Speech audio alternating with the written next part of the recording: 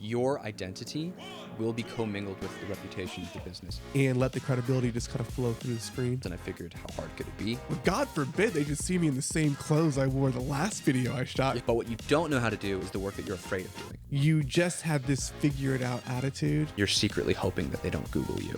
The first time I got a video with 1,000 views, I was like, oh my God, I've made it. No one is thinking about you.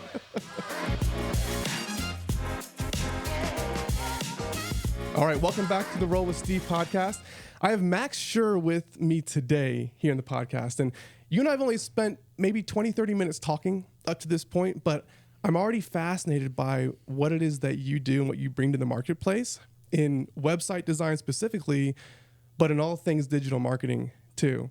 And so I'm excited to have a conversation today to really frame and understand, okay, what's your story and the why behind your story, but then also what are some of the big insights that you can share from what you do on a daily basis in digital marketing and in website design to share with the audience. But just by way of introduction, can you give me kind of the Cliff's Notes version of you professionally and what you do for a living, how long you've been doing it, and what that looks like right now? Yeah, absolutely. I run a web design agency called the Sher Agency. We provide website services and digital marketing services to get traffic to those websites that we create. Over the past 10 years or so, I've been providing those services in various forms. I started as a freelancer for, call it 3-4 years, and then at some point that transitioned into a full-fledged agency where I hired staff and had a roster of clients, and it turned during my college years from being me as a freelancer into more of a traditional standard business. Yeah. And that's so interesting too, I think, because you started this in college. Yes, I did. Right. So most people are in college worrying about where they're going to find beer on a Friday night. And you started a business. Don't get confused. I was still worried about that. Okay, so you did a little bit of both. Yeah. I had a great time. I didn't make any huge social life sacrifice. I really think I got lucky and found a great balance. Yeah. But what was the drive for you to be entrepreneurial while you were in college? I feel like most people aren't really thinking along those lines just yet. It's let me graduate and then start a business, then start my career. Yeah. Well, my motivation was I knew that my parents, when they graduated college, they didn't have a lot of money. And it got to the point where my mom had to sell her wedding ring. My dad had to sell his electric guitars just to pay for my babysitter. And I knew that I wanted to make sure that by the time I graduated college, I was taking advantage of the safety net that I had. So I knew that my parents were going to put me through college for sure. I would be a fool to not take advantage of that and set myself up with some stability by the time I graduated. Yeah. It makes a lot of sense. And it's something that I hear from a lot of different people that the experiences from their childhood is what motivated their drive to go and make something of themselves early. It's almost like what you were avoiding was more powerful than kind of what you hope to gain. I think that's probably true. Yeah. I think that's probably true. That's interesting. So that goes back to your childhood. You get into college, and I would have to describe you then as being a lot more focused than your peers in college. Would you describe yourself that way? I had really smart friends, so it's hard for me to put myself in that more focused than category. Okay. I think I knew what I wanted very early in life. I know that I wanted to be successful and I wanted to be my own boss, and I had a bit of a one-track mind on that goal specifically. So maybe I was more focused, but I had very focused people surrounding me as well, which is I think very important. Yeah. If I was hanging around with people who were only throwing parties and only socializing, then it would have been really difficult. But my roommates were engineers. They were really smart people, and we were all working hard, albeit they were working on schoolwork and I was working on my business. Sure. Because my degree wasn't nearly as challenging as What did you study? Business. You studied business. Okay. Yeah. But you're with engineers. Yeah. Okay. I'll clap myself on the back. I was an engineer in my undergrad. It took me 7 years to get it, though. Man. So I wasn't. You could have given me 10 and I couldn't have pulled it off. But I wish I would have studied business, because that's what I've done with my life. And you can say what you will about, engineering is complex problems and the two kind of go hand in hand together. Mm-hmm. But you talk about how you knew that you wanted to work for yourself. Yeah. Why? There's one thing to say that you knew you wanted to be successful and not have the things happen to you that you saw happen to your parents. But what was that desire? Where was that coming from that you knew you wanted to work for you? Yeah. Well, when I was in high school, I thought I wanted to be a lawyer. So I went and did an internship at a local law firm here in Vegas. And quickly realized that I actually didn't want any of the jobs that were in that office. Like, they were all fantastic people. I just didn't want to, that wasn't the future I wanted for myself. Yeah. And then I looked back at things that had gone well for me in my life and realized, like, oh, I'm a pretty good salesman. Like, I sold chewing gum in middle school. I, had the classic lemonade stand thing, like every entrepreneur backstory, basically. And I think that I really enjoyed doing that. Why digital marketing? Like, what got you into that? Was it something that you were studying in school that got you excited about it? Yeah, so I went to a really cool high school where we were able to pick. It was a magnet school, so it was a public school where you get to pick a technical area of focus. I picked digital media, so I learned graphic design, photography, video editing In high school? In high school, Really? Yeah, I had a 4-year focus of it for Wow. that. About 20% of my coursework was. And that's called a magnet school? It's a magnet school here in Vegas. I've heard Okay. it called charter schools as well, but I don't think you get I think it's slightly different. But it was really cool. It was a really great experience.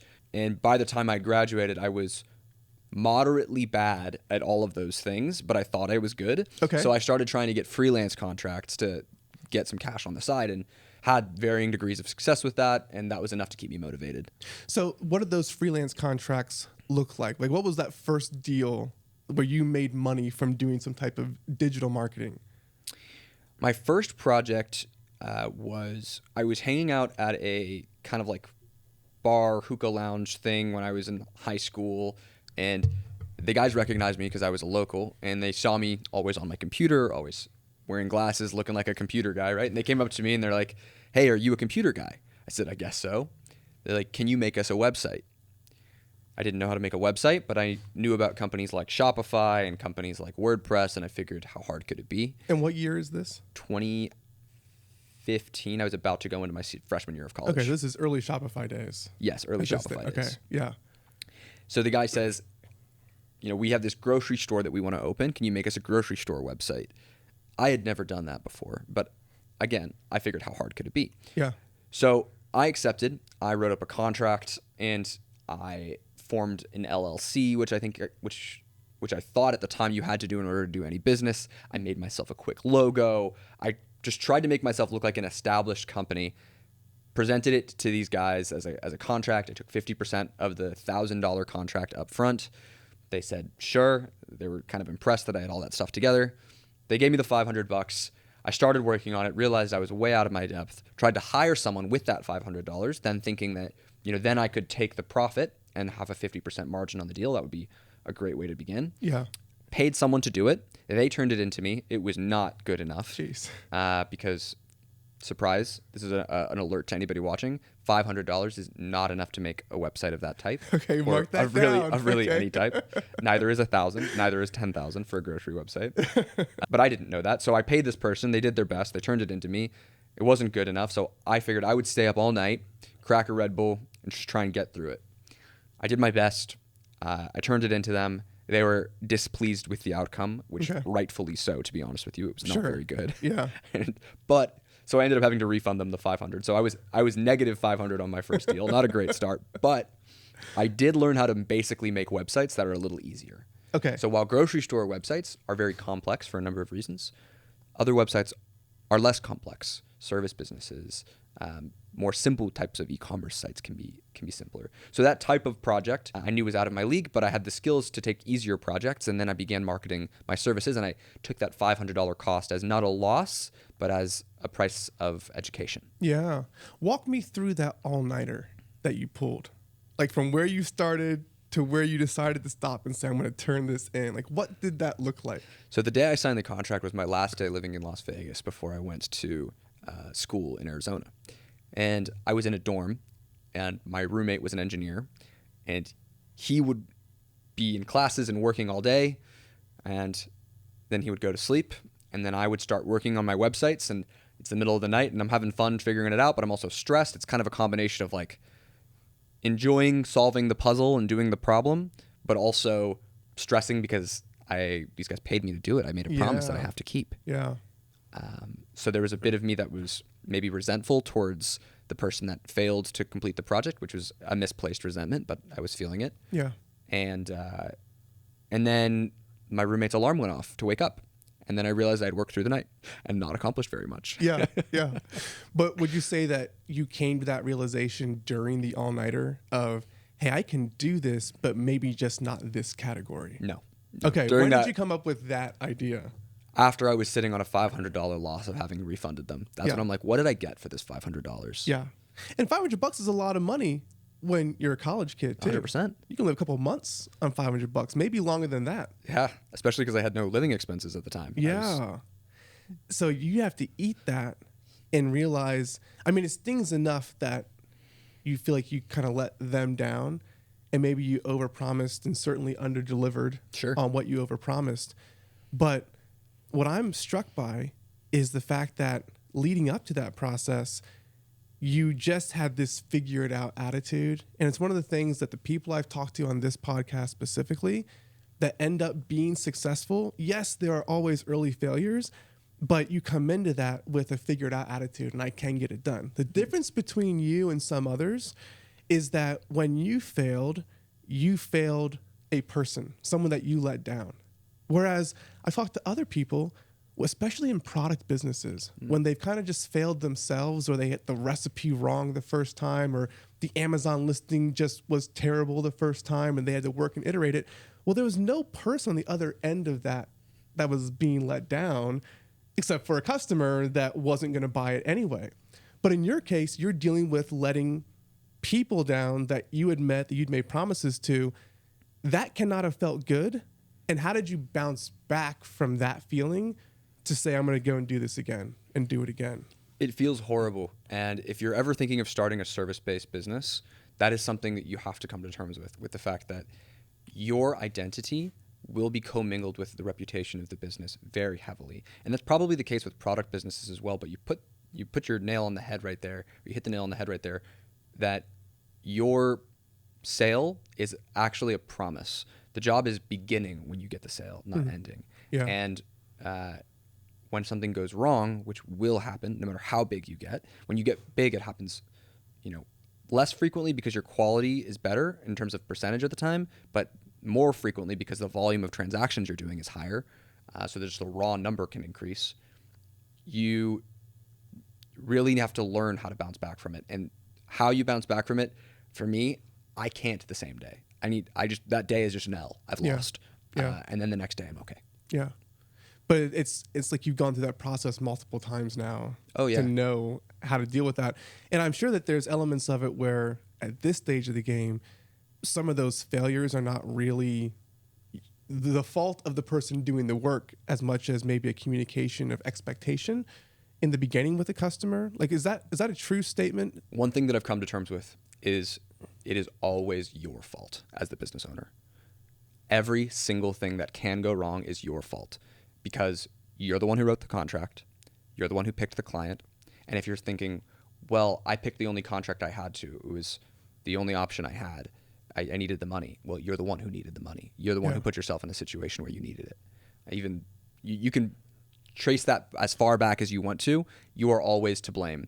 And if it's someone else who's working for you, you're the person who hired them. You're the person that trained them. It's always your fault. I think a lot of entrepreneurs feel that way. They take that agency of like, nope, like this is all on me. And it's a very different mindset that you get when there's someone who's out there who says they want to be an entrepreneur. Maybe they're an employee today and they've got that deflect syndrome, I call it, of like, oh, you're coming at me? Well, it was so-and-so's fault. Like, that's not my job. It's so-and-so over here. Yeah. And there's not that desire, it seems, to say, no, the buck stops here with me. I wonder, though, is it just by nature of the fact that they are an employee today and that they've not taken that responsibility? They're not the one that sold that contract. Or is it a personality type that maybe is not set out for entrepreneurship? What do you think about that? I don't think it's a personality type that's not set up for entrepreneurship. I think it is a taste that you need to get a taste of. So once you see what it feels like to have everything be your fault, that means the good things are also your fault. And it's also an empowering thing. Once you come to terms with the fact that every bad thing that happens in your business is your fault, that means that you are the person who's responsible for fixing it and you can do it. So it becomes an act of confidence in yourself to be able to trust yourself to be able to solve future problems. I don't know what problems I'm going to run up against when I scale my business to twice its current size. Yeah. but I know that the future version of me will be able to figure it out. It'll be painful and it'll suck for, I say I get 10 bad days a year. It'll be one of those 10 days, right? Yeah. But eventually I'll power through it. And I don't think it's a personality trait. I think once you get a taste of it, you really can learn to love it. Yeah. So what was the moment for you when, whether you're in school or done with school at the time, where you realized this agency that I have right now is going to be what I do after college? Like, I'm going to dig into this and I have a real business here.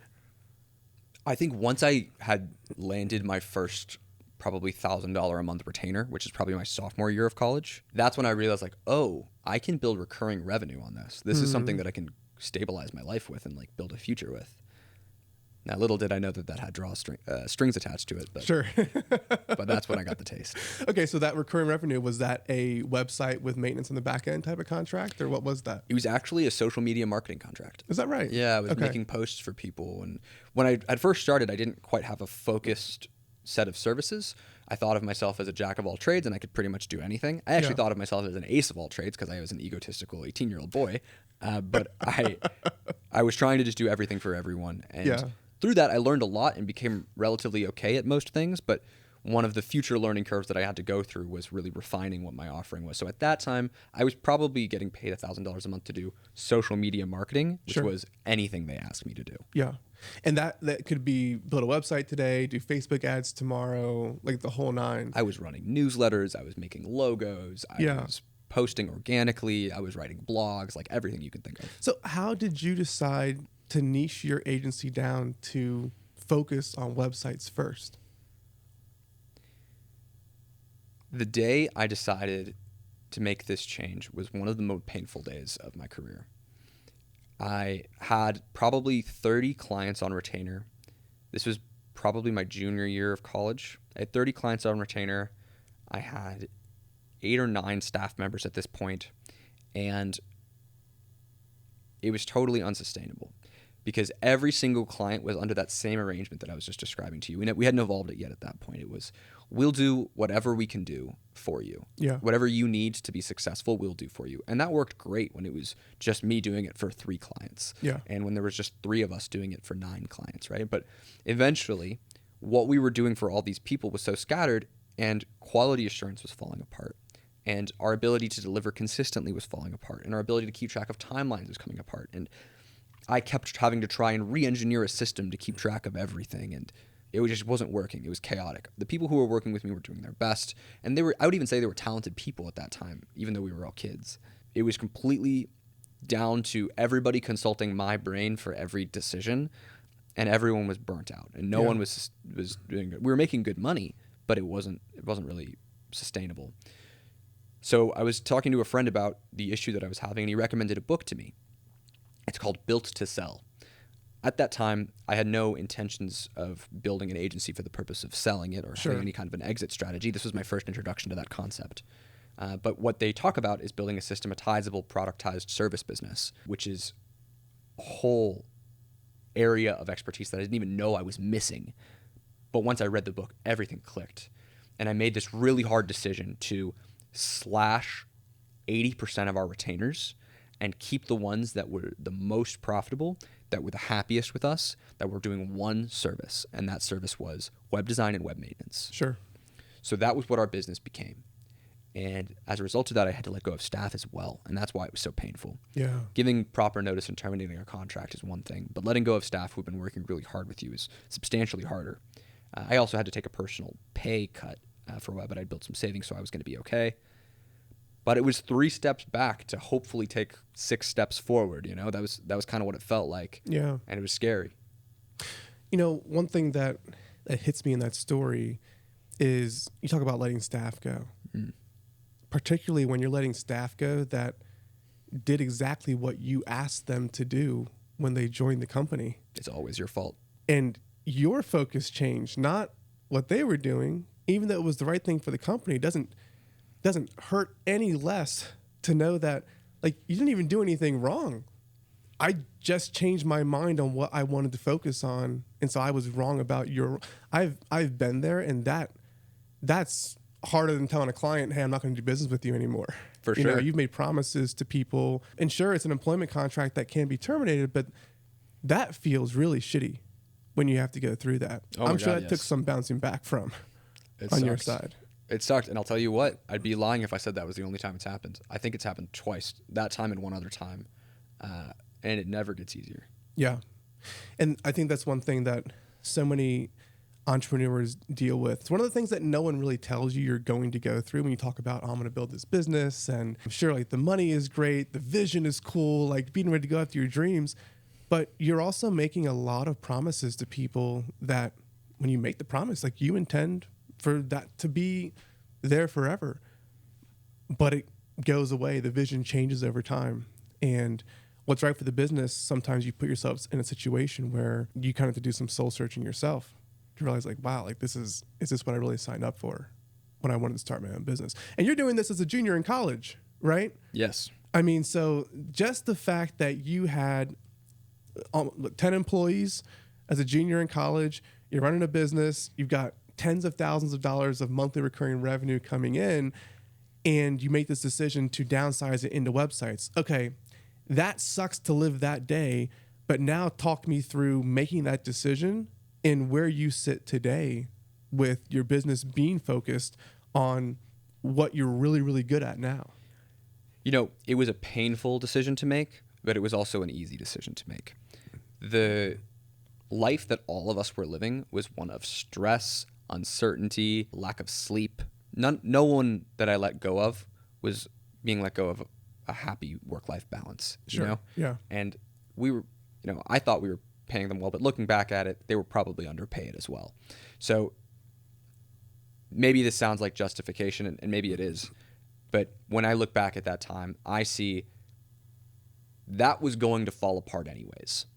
I just decided it's going to fall apart today so those of us who are staying with the company can grow. Yeah. And the rest of us, and the rest of them had to, unfortunately, go find other means of supporting themselves. Yeah. In terms of how that moved us forward, it was obviously the right decision. And later on, we started adding back in services, but adding services on once you're a successful company versus adding services on because you're just trying to say yes to everybody, that's Yes. a different process. Yeah. And I would encourage most people who are running a service business, if you're running a service business watching this, limit what you do. Do as few things as possible until you're very, very good at those things, and then add on additional services. I promise you, it will save you so much pain, so much money, so much wish I wouldn't have done this 10 years later. It's counterintuitive, though. I think a lot of people, especially in the SMMA space, think, well, if I do the websites and if I offer them these 9 other services, they won't churn as fast on these contracts I have them on. But you speak from experience, and no, this is going to be better for everyone long term to do it this way. Absolutely. Because you know what's definitely going to make people churn is if you start breaking promises. And the fastest way to start breaking promises is to overpromise. Yeah. Yeah. So in the deals that you do now, when you come in and you're working with a business and specifically on their website, do you have kind of an avatar business that you're looking to work with these days that maybe you didn't have when you started that you're really trying to target? Yeah, it's basically around revenue size. So typically, most of the companies we're working with, they already have an existing website. It's just maybe the one that they built when they were first starting out on their own or hired a freelancer on Fiverr to do for them. And that's all well and good. I'm not disparaging that. We come in after that. So once you've already seen some material success in the business and you're looking to professionalize it or improve the conversion rate or begin a new marketing sales channel or something to that nature, we come in. And the revenue range we typically service is between $25K a month and $300K a month in recurring revenue in US dollars. Okay, gotcha. And that it's a wide range for sure. I saw a lot of your content this morning as I was just kind of binging it, thinking Sure. about, okay, I know nothing about this guy. I'm about to have a conversation, although I'm very interested in figuring this stuff out. But I saw everything from like almost like restaurants to e-commerce stores. Mm-hmm. Is there a category that you know you can add the most value to? It's a no-brainer, just like, hey, if I'm working with this business, like I know I can help them out here. It's less of a category and it's more of a where's the gap. Like, do you have a very specific problem that you're looking to solve? Do you have an image problem or a conversion rate problem or a lead flow problem or a traffic problem. Like, what is the issue? And we can build a prescription around that rather than a specific industry, because what industries have specifically tends to be different flavors of the same thing. Okay. And that all happens during an onboarding process with a client, or this is all like pre you getting to know that client and really giving a consultation on what you think they need in that gap? Well, we typically won't work with a client like unless they have a very defined list that they come to us with of what they want. We typically won't work with a client without doing some kind of an initial session with them, which is a paid session. Okay. That we will use to flesh out what the objectives for the project, who are the stakeholders, what are we trying to accomplish. There's a bit of a roadmap that we put together for what we're aiming for, and that in and of itself typically solves a percentage of the problem for the client, just having that roadmap. Sure. And then it's just Okay. implementation, and that's a much Gotcha. easier process to move forward with. So we talk about this book that you read, like Built to Sell, and this whole idea of putting systems and processes and people in place to add value to your business, where it kind of makes you not want to sell the business on the back end of it. That's true. Where are you at in that process right now of building to sell? And do you imagine that you ever would even consider selling on the back end? I love what I do. I really love running this agency and the people that I'm growing it with and the clients that we work with. It's very cool. I am always trying to build more to sell, right? I'm trying to systematize things, remove my involvement, remove my input. That's always a constant thing I'm working on. Do I one day see an exit strategy on the horizon? Maybe. That'd be great. If at some point it was worth something to an investor or a purchaser that would make it worth my time to stop. But Yeah. at the moment, I love running this business, and I think it's in the near and medium term going to be what I'm doing. Do you have any indication of like what the valuation metrics are for a digital marketing agency? Yeah, so the different service lines value at different multiples. So, for example, if you're providing web hosting services to clients, that is a very high multiple because it has low churn. Recurring revenue has also a generally higher multiple than any type of project-based business. Even if you've systematized the acquisition of project-based deals, which we have, that sells for a substantially lower multiple because it's more risk than the recurring revenue side of the business. So any type of year-long contract, 2-year-long contract, because that's future cash flows that are more or less guaranteed, or at least less risky. Okay, gotcha. So at any given time, like you can theoretically have an enterprise value in your mind of what you're worth based off of those multiples. Yeah, in the agency space, it doesn't really become interesting until you get to, I've heard different numbers, 5 million a year, 10 million a year. Then you get to 4 to 5 times EBITDA multiples. But below that, you're looking at substantially lower, where it's probably not even worth thinking about at that stage. That's interesting because I come from the Amazon brand space where I got my start, and I know that very much the same thing. They're kind of looked at as risky or almost fake businesses where you're getting this like 2-3x EBITDA valuation, kind of like, well, I could just run it myself for 3 years and get that out of the business. Why would I sell it for that? Unless I'm scared and I know the risks that are associated with it. And there was a time in my life when I was scared enough that I wanted to consider that. So I love that whole concept of building the sell, going through and adding in the right people to get you to scale where you want to be. How much is your involvement today in the business outside of the fact that I know you as the face of the agency on Instagram and TikTok, where you kill it, by the way, with these posts and people just literally eat it up because you add so much value in for anyone, whether they want to buy your websites or not. I'm learning things by watching your content. Is that the majority of your involvement today in being the face of the business and creating content, or are you still actively involved on the technical side delivering? I am extremely involved in the business. I don't do any really of the technical delivery of the business, but it is a full-time and beyond role that I have right now. That's by choice. I could certainly take a step back. I have at other times done that, but I am really enjoying, like I say that very enthusiastically. I love what I do. Most of what I'm doing these days sounds different every day. It's building systems, it's training new staff, it's looking for problems, trying to solve them, things that eventually a more fleshed out leadership team will do. But at the moment, we have low quantities of leadership people on the team. It's mostly individual contributors and managers. We don't have much actual like in the upper echelon of leadership built out. So that's more of what I'm doing. I do a lot of hiring, a lot of training, a lot of system building, process writing, a process I call looking for spiders under the rug, just like looking for things that people are avoiding and trying to find them and catch them proactively. What's an example of a spider under the rug? We hired this guy and his communication's been a little weird, but we're going to pretend everything's fine. That's not fine. Yeah. Communication being weird is a big problem. Yes. So I'll go like poke that bear and see what's going on there. Yeah. And so are you hiring locally? Do you have a diverse workforce all over the place? How do you guys do it? We're all over the place. We've got a bunch of staff in the U.S., South America, Canada, Asia, Europe. Yeah.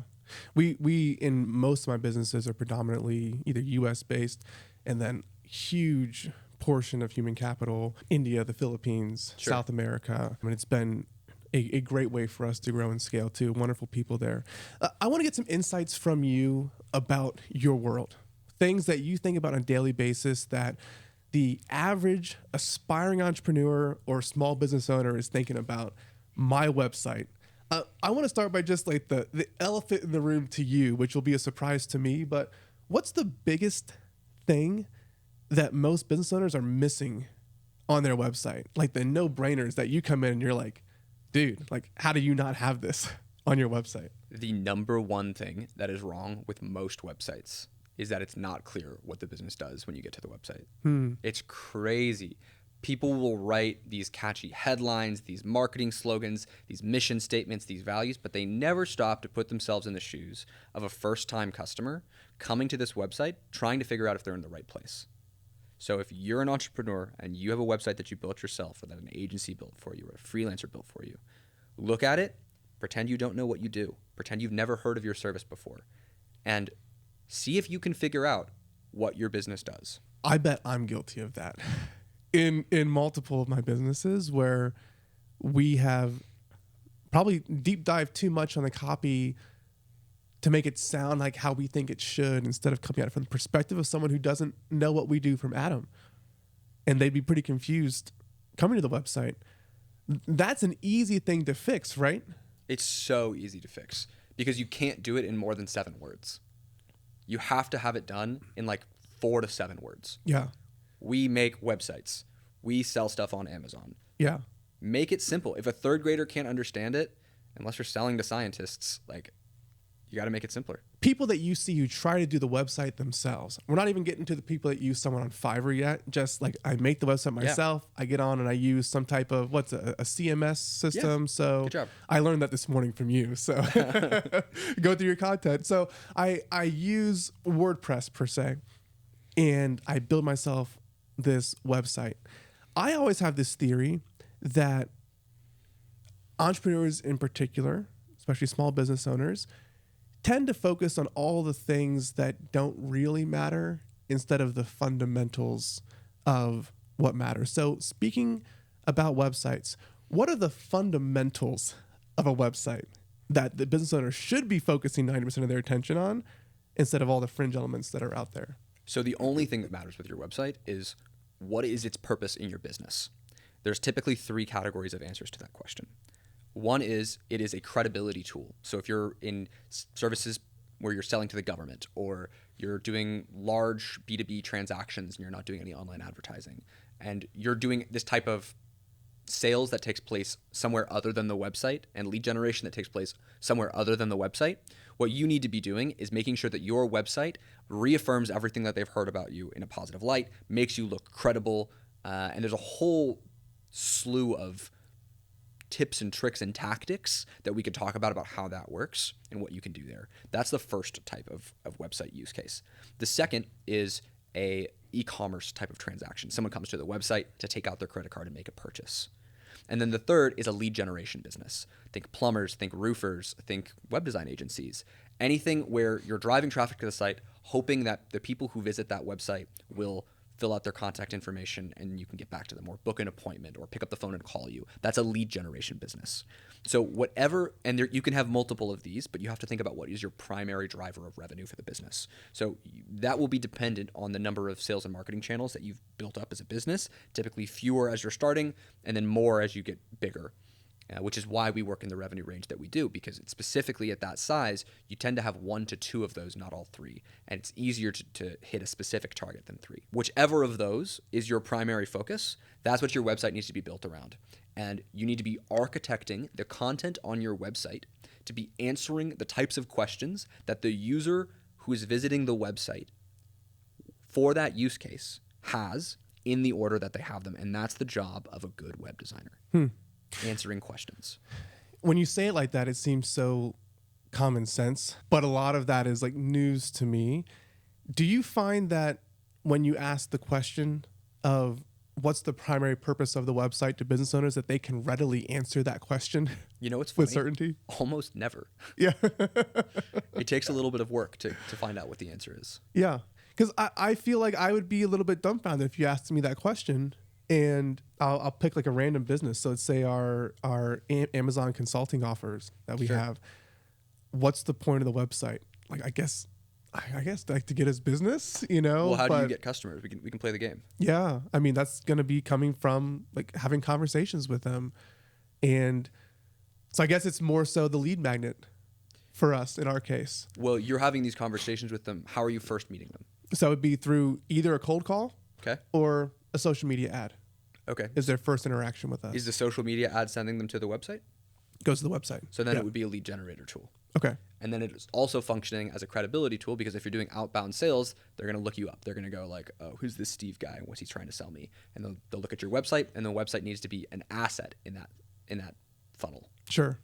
Here's a great question, I think, for people in the audience who is talking about credibility. They've just started their business. Mm-hmm. They don't have a lot of credibility yet. They don't have a lot of 5-star reviews from big names who are out there. What are the tactics that you would advise that they use to use their website for credibility without having a long track record of people saying good things about them? Yeah. If you're just starting your website and you don't have a big track record, this is what you will do to make yourself look professional online. The first thing you're going to do is go to Squarespace, and you're going to go get a template that looks 80% what you want. And what you're going to do is forget about the remaining 20%. Don't try and customize this template to match the vision in your head. Unless you're a trained designer or a trained developer who really has a great eye for aesthetics and the technical side, you're going to screw it up. Get a template that's a B- or a B+, install it, and you're going to be leagues ahead of all of your competitors, because most of them, when they're first starting out, they're going to start tinkering it because it feels like it's productive, but it's not. Yeah. So you're going to get that template, and you're already going to look more credible because you're going to look more like a polished business. Then you're just going to go fill in the content that's in that template. And if there's something that you don't have, like reviews, you're going to just delete it. Then the killer, the thing that you're going to add in that's going to actually help you, is you as the founder are going to sit in front of a camera and explain how your business does what it does. Explain the how. Explain what's under the machine. This is less effective for e-commerce, but very effective for any type of lead generation or credibility website. Sure. So that personal touch, and you can get it edited on Fiverr or Upwork for a couple $100. Just use an iPhone camera and some reasonable lighting, and you'll be okay. Don't get into any marketing fluff in that video. Don't talk about your, proven track record of innovative excellence or any other nonsense that doesn't make sense that you wouldn't say in a real conversation. Speak to them like a human, and that'll take you far. Because if you don't have a track record, all you have is honesty and charisma, and you just have to lean on that. So it's almost like you lean into the power of long form video right there on the website. Long form with a big asterisk, like long form relative to TikTok, but short form relative to YouTube, like talking 2 minutes. Okay, gotcha. But if I come to your website and let's say it's yours and I get to see you there, one of the things I think I mentioned to you on the phone the first time is, man, I've watched so much of your content, I feel like I already know you. And I probably only watched like 2 or 3 reels of it, and I already had that feeling from you. You can feel someone's personality through the phone almost. Is it kind of the same thing? If you don't have this great track record, talk about what you know and let the credibility just kind of flow through the screen? Man, that is a really great parallel to make, because it's true, especially if you're at the point where you're still doing sales for your business, and you typically are if you're asking the question of how do I get started. Having them already feel like they know you and are familiar with you and trust you, it's going to go miles. Yeah. How much time should a new business owner spend making their website relative to the other things that you know as a business owner they should be focused on. Very little too. when you're first starting out. Like it should be a thing that you do as quickly as you can, as efficiently as you can without screwing it up, and then try not to think about it anymore. Caveat, if you're in an e-commerce business, you need to be optimizing and doing that sort of thing. But really, most of the time what happens is people will spend time building their website as a way of avoiding doing the thing that they know that they should be doing, which is usually selling. Yes. Usually selling is, or generating traffic or making content or making ads or whatever that thing is. You need to just get the website done so it's off your to-do list, and then you can revisit it in 2 years once you've got some recurring revenue and you're doing something serious and you're like, okay, the bottleneck has now become, we look like we're like a brand new business, but we're doing 6 figures a year or 6 figures a month. Like it's time for us to step up our visual presence. Yeah. That's when you want to like, dedicate time and resources to it, not when you're first starting out. Why do you think so many entrepreneurs spend so much time tinkering on the website and not doing the thing that they should be doing instead? Yeah. The trap that a lot of new entrepreneurs fall into is they will do things that feel like work, but they know how to do. Like you probably know how to configure settings in a Squarespace site or a WordPress site, or you can kind of play around with it and start to feel like you're making progress like in a video game. But what you don't know how to do is the work that you're afraid of doing. The sales, the cold calling, the boring outbound rejection that you know you're going to get. So it's tempting to go do something that feels to you like you're being productive, but in fact you're avoiding doing what you need to do. Yeah. I mean, I think that's so well said. Inside the comfort zone, scale never happens. Yeah. You know, if you find yourself there, I've seen that in my own businesses. It's only when I've been uncomfortable that the business has grown. When I'm comfortable, when I was the one doing all the work, we weren't really getting much done. And it resonates with me because I've spent time tinkering on the website when I should have been doing other things. But what's the telltale sign for a business to know that they're ready for the big dogs to come in, bring your agency in? Like, how do they know that they're ready for that, to make a significant investment into their website? Yeah, so a couple of things will be happening. Deals will be falling apart and you're not sure why, like during the part where they're doing their due diligence. So if you're doing any type of B2B transaction, that could be a contributing factor. The other is if customers or clients or salespeople on your team are complaining about it. But the one thing that's like a really great indicator that it's time to redo your website is if you're handing out a business card or the name of your business and you're secretly hoping that they don't Google you. That makes a lot of sense right there. And I think the world is changing right now. The QR codes, the NFC tags that are sending traffic to not just websites, but to like web apps. I see all this .app recently, and it goes like this kind of like app-like experience instead of a web page. Are you doing things like that in your business right now where you're kind of building apps but without having that app interface on the phone? Or is it more traditional websites that you'd say is what you're working on right now? Yeah, we do not build any web applications. Okay. We build websites to help people market their products and services. Gotcha. Okay. And that's what sometimes I don't know what's noise and like what is like innovation. Sure. That's happening in a space too. Yeah. But talk to me about, now that you have isolated this web design, and for anyone like who's looking for some great content on web development, like go check out Max Sher on Instagram, TikTok. Branching into YouTube Shorts a little bit. Okay, but you got a big following on those platforms there. As you think about going into other services outside of websites, does that start with content for you to showcase that you have this new capability? Or now that you've niched down, how do you branch back out and say, hey, we're also doing email marketing now? Like, how do you think about that? Well, just like with the website, where you want to focus on what's the purpose of the website in your business, you have to think about what's the purpose of the social media marketing in your business. And for us, it's to get people into the door for a conversation about services they might need. And websites are a really great way to reel people in, and they'll come in for that. But maybe we determine through our process or discovery process that they need additional services as well. So I'm actually not planning to cloud any of our messaging or branding or anything with additional avenues of content. I really want to just keep what's working. It's bringing in plenty of appointments for our sales team. It's bringing in plenty of customers. And we just solve the first problem first, which is the website. And then typically there's additional things later on that they need. And that's a separate process. Let me ask you, in the few minutes that we have left, you're really good at the social media content, that what I would define as, top of funnel content, maybe even mid funnel content for what you do, because it is so specified. Mm-hmm. How did you get so good? And I'll preface the conversation or the question with this. So many aspiring business owners want to use social media as a means of getting eyes and brand awareness on what they do. I look at you and say, hey, you've perfected that. How? Definitely wouldn't say I perfected it, but we've been able to drive a substantial amount of revenue through social media content, and it took me 4 years to get to the point where I could say that confidently. Here are the 3 things you can do that will save you that 4-year learning curve. The first is to make sure that you know who you're making content for. One mistake that people make is they talk about what the experience of starting their type of business is, but then you're making content for your competitors, not for your customers. So that's going to get in your way, even though it'll feel like success because you're getting followers, you're getting likes, you're getting views. The second thing is you want to make sure you have a clear path to monetization. So if the video is not about the subject that you are an expert in, so for example, I need to make videos where I am demonstrating web design expertise, there's not going to be a very clear path towards monetization because, if I'm just making videos that appeal to my target audience that don't show my expertise, well, why do they care? I could make videos about business tips, but I'm not selling business tips. I'm selling websites. So I make videos about that subject.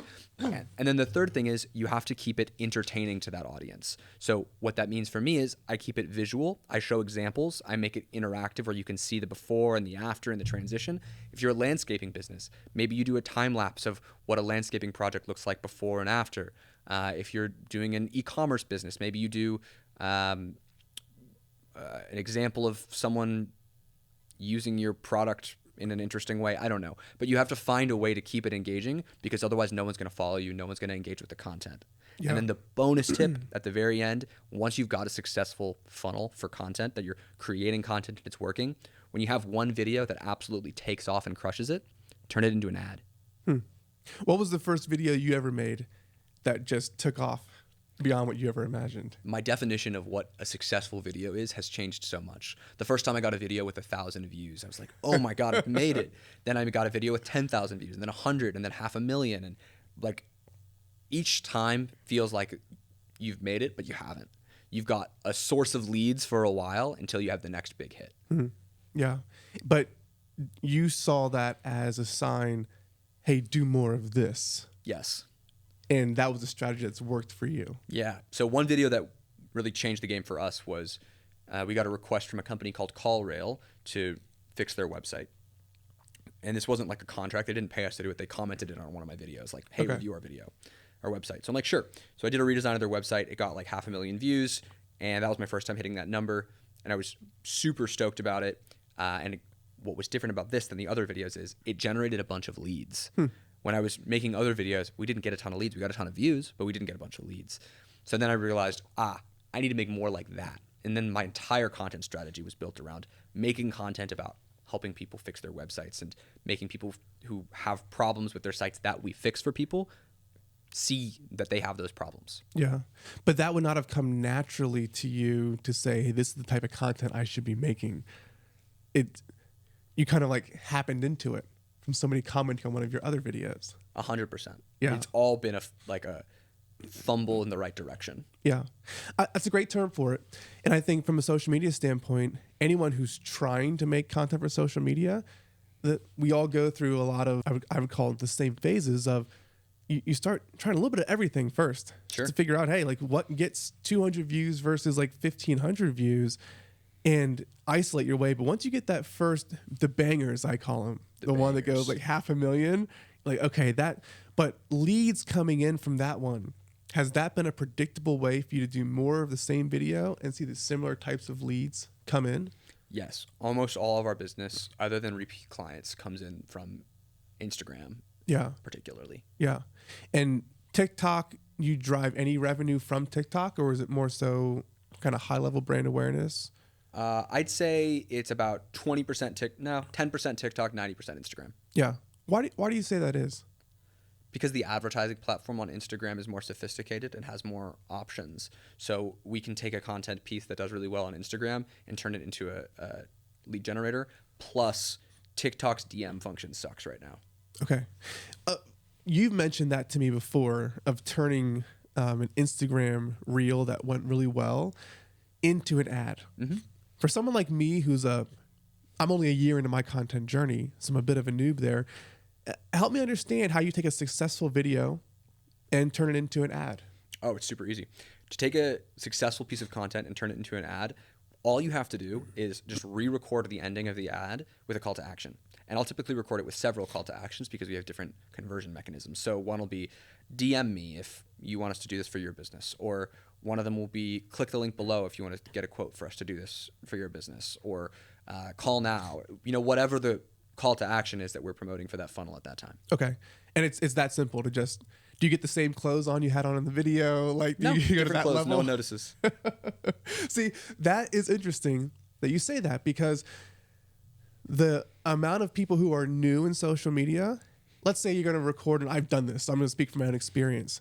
You're going to record 15 reels in a day. Well, God forbid they just see me in the same clothes I wore the last video I shot. Yeah. So I'm changing clothes in between to make people think that, oh, this was all shot on different days.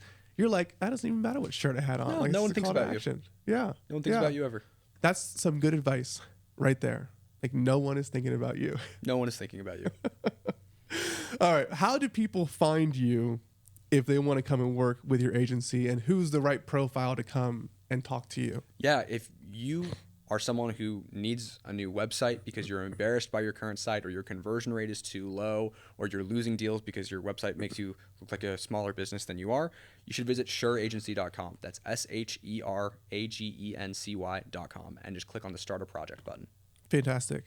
And we'll tag Max in for YouTube, for Instagram, for TikTok, so you can find a way to easily follow him in this content as well. But dude, if I try to sum up your story and what you've built, you're still so early in your journey. Yep. Like, I'm excited about what you're going to look like a decade from now, 2 decades from now. And I'm inspired by what you were doing in college. Yes, some hard things you had to go through with your employees and niching down and learning those lessons early on. But you were doing that in college. I know where I was at in college, and I'm jealous of the fact that you were more inspired and more focused at that period of your life than I was. But the fact is, like, where you're at today and where you're heading, I'm excited to see this journey and love the content that you're putting out right now. It's really amazing stuff, and I appreciate you coming on and sharing your story with us today. And I think it's going to be inspiring to a lot of people who are out there who want to go along a similar path as you have.